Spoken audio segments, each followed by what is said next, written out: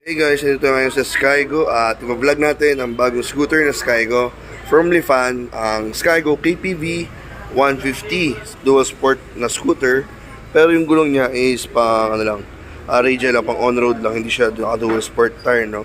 Pero mas bagay sa naka-dual sport tire na siya. Tapos meron siya ditong windscreen or windshield, parang salamin. So hindi pa kakabit yung pag na-activate na yung unit. So malas natin is walang activated na unit. Kahapon daw is may buyer. So sayang hindi tayo nakaabot. So si Kymco KPV 150, meron 150cc, all LED lights, disc brake harap at likod, wala na siyang kickstart, kita naman sa gilid wala siyang kickstart. Then may center stand, side stand. Ang kanyang display is LCD pa, fuel injected, 2 bulbs, single overhead cam, 4-stroke, single cylinder.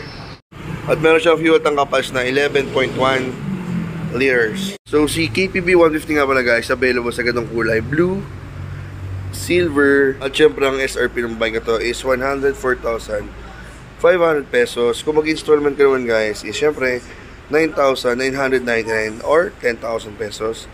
Tapos monthly niya for 36 months or 3 years is 5,123 pesos, rebated ng 300 pesos.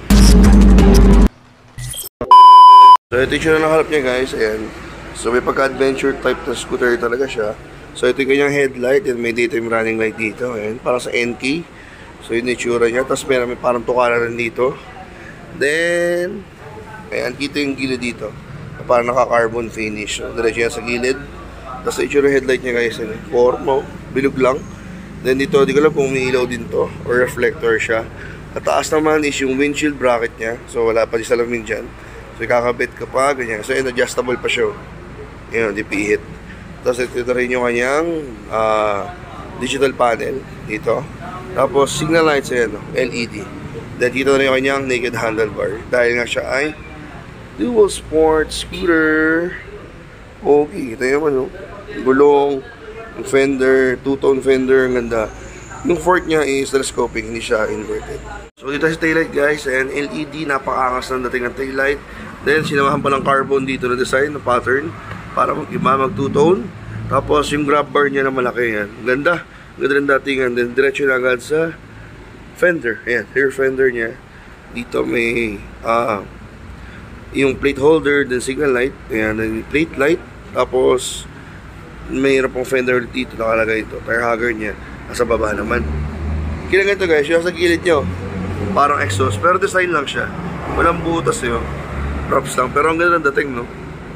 Sa ayun, kabilaan, ganda. At syempre ito yung kanyang digital panel. So ito may nasa Skygo dito, kaso yun nga hindi siya activated unit, so wala, hanggang titignan tayo ngayon. So dito tayo sa left side, ito yung kanya syempre yung hawakan sa left side. Then brake, kalimutan ko lang kung harap o likod to. Then flasher, meron siyang flasher, high beam, low beam, ayan. Hazard light, meron na rin siya, kompleto. Signal light, ayan. Then busina, tapos lagayan ng side mirror. Naked handlebar, ang ganda ng kanyang lock system. Okay, no? Okay na pagka naked handlebar nito, ha. Tapos syempre throttle grip na, brake, ito top front. Then syempre ano ba to? Kill switch. Yeah, kill switch. At tayo ng ilaw. Ayan, meron po siyang battery. And then push start.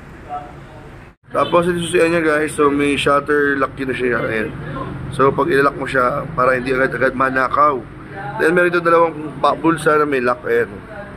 Lakin mo lang. Then hindi ko sure kung may charger sa loob, pero kasi yung isang kamay ko sa loob. Ayan, ito pa. Ayun, merong USB charger. Then maliit na cellphone lang kasya.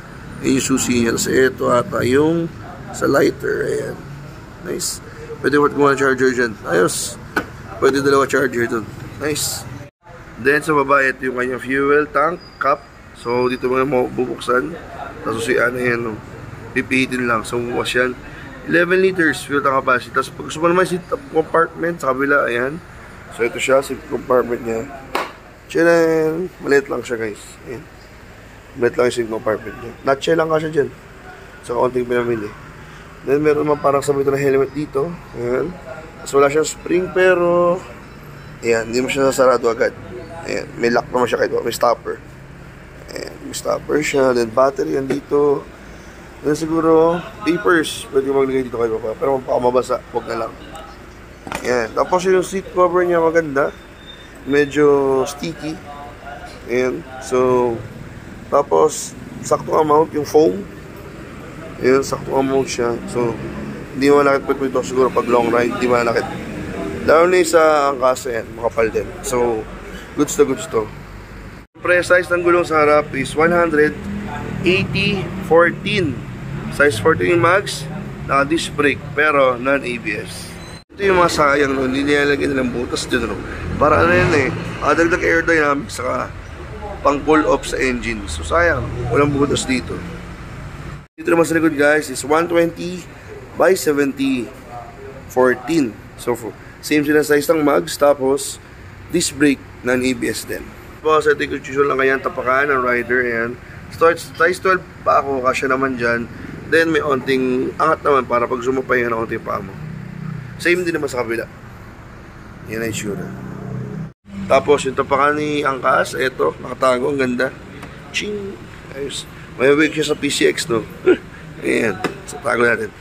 Side stand, not sure kung may kill switch kasi hindi natin activated unit. Then, syempre center stand at kanyang CVT. Ayan. Ito yung CVT niya. Then, airbox. Nice. Tapos, ito yung kanyang radiator, guys, na liquid cooled nga.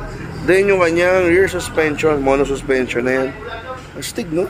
Sa gilid lang. Ang ganda. Ang ganda na kanyang chassis dito sa likod. Then, syempre, tambucho niya. Ito yung buong heat guard niya. Ang laki. Isang buong heat guard. Kaya nagmumukha siyang malaki tambucho. Angas. Then, syempre, disc brake. Plus tire hugger dito. Ayan siya, guys. Ganda. So, yun guys, ang review natin dito sa ating Skygo KPB 150 na gawa ng Lifan. Kaya siguradong matibay at quality ang gawa dito. So, meron siyang SRP ulit na 104,500 pesos. Available siya sa all Skygo dealer kasa. Ayan, so FI na rin siya kaya matipid. Disc brake na rin, nakamags na. Ayan, liquid cooled kaya pang long ride na talaga. At dual sport yung datingan niya. Kaso yung gulong niya hindi dual sport tire. Pero naka-naked handlebar saka windshield na adjustable. Ayan, yung ilaw kakaiba kasi isa lang at nasa gitna pa. Tapos may LED pa sa gitna. So ganda, no? So yun lang guys, KPB 150. Bagong Maxis Good na dual sport sa market. Let's go.